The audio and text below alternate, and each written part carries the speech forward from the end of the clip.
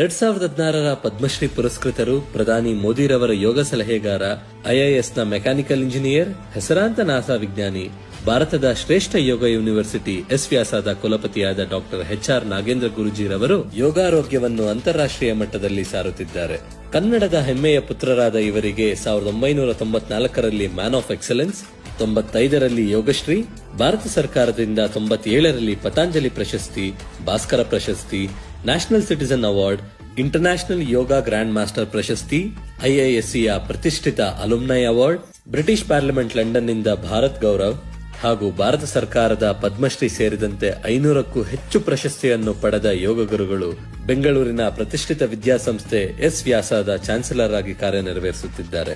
ಗುರುಗಳಿಗೆ ಯೋಗದ ಮಾರ್ಗದರ್ಶನವನ್ನು ನಮಗೆ ವಿಡಿಯೋಗಳಲ್ಲಿ ನೀಡಿ ಎಂದು ಮನವಿ ಮಾಡಿದಾಗ ಜನಸೇವೆಗೆ ಎಂದೂ ಸಿದ್ಧ ಎಂದು ಮುನ್ನುಗ್ಗಿದ್ದಾರೆ.